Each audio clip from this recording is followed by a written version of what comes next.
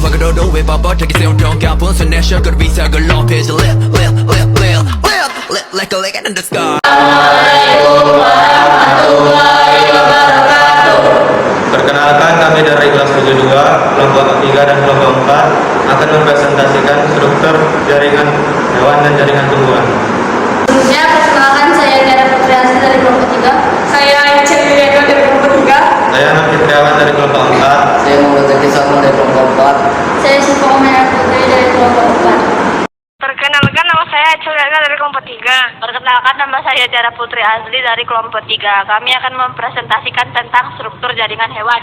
Apa itu jaringan hewan? Jaringan hewan adalah sekumpulan sel yang sama dan memiliki fungsi sama membentuk sebuah jaringan organ hewan.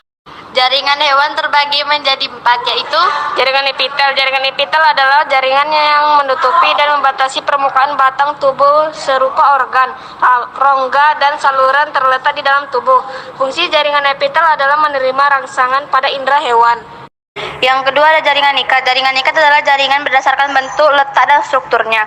Mempunyai fungsi menghubungkan antar jaringan. Penunjang tubuh berperan dalam suhu tubuh dan mekanisme pertahanan regenerasi. Yang ketiga ada jaringan otot. Jaringan otot pada hewan sama seperti jaringan otot pada manusia.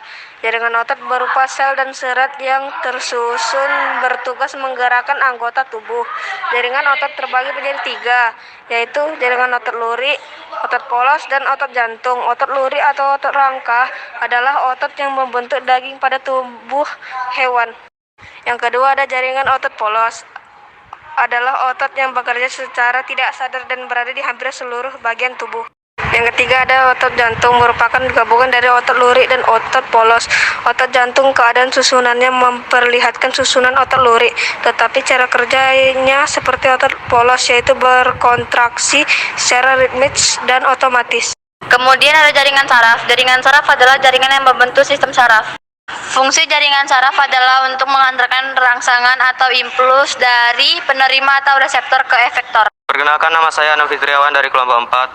Perkenalkan, nama saya Muhammad Zaki Salman dari kelompok 4. Perkenalkan, nama saya Syifa Umayyah Putri dari kelompok 4. Kami akan mempresentasikan tentang struktur jaringan tumbuhan. Tapi sebelum dari itu, mari kita ketahui dulu apa itu jaringan tumbuhan. Pengertian jaringan tumbuhan adalah sel-sel yang memiliki tujuan yang sama untuk membentuk suatu energi pada tumbuhan. Jaringan tumbuhan terbagi menjadi 2, yaitu jaringan meristem dan jaringan dewasa. Yang pertama yaitu jaringan meristem. Jaringan meristem adalah jaringan yang aktif membelah.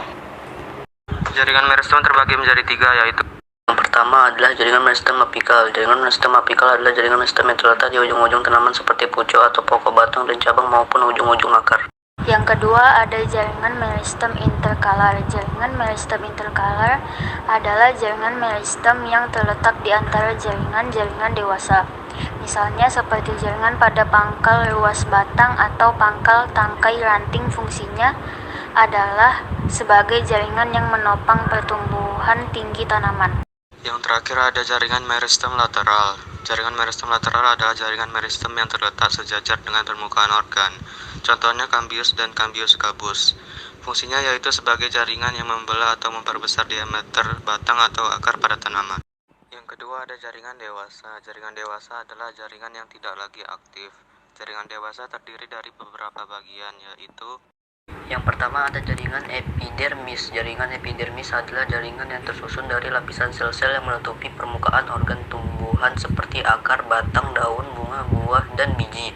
Fungsinya yaitu untuk melindungi sebagian tumbuhan dari segala pengaruh luar yang Yang kedua ada jaringan silem. Jaringan silem merupakan jaringan yang mengangkut air dan mineral dari dalam tanah menuju daun diolah menjadi makanan melalui proses fotosintesis. Yang ketiga ada jaringan floem. Jaringan floem adalah jaringan yang mengangkut hasil fotosintesis yang berupa karbohidrat untuk diedarkan ke seluruh tubuh tumbuhan. Yang keempat ada kloroplas. Kloroplas adalah bagian dari plastid yang mengandung klorofil. Fungsinya yaitu mensintesis terhadap suatu makanan dengan melalui proses fotosintesis. Kelima ada palisade parenkim. Palisade parenkim adalah jaringan di dalam daun yang memiliki bentuk sel yang memanjang. Susunannya rapat dan memiliki banyak klorofil. Yang ketujuh ada stomata. Stomata adalah pori-pori kecil yang dimiliki semua tumbuhan darat. Fungsinya adalah pertukaran gas pada proses fotosintesis. Yang terakhir ada sel penjaga. Sel penjaga adalah struktur bibir stoma stomata yang fungsinya adalah mengatur penutupan dan pembukaan stomata. Sekian presentasi dari kami. Apabila ada salah mohon dimaafkan. Wassalamualaikum warahmatullahi wabarakatuh.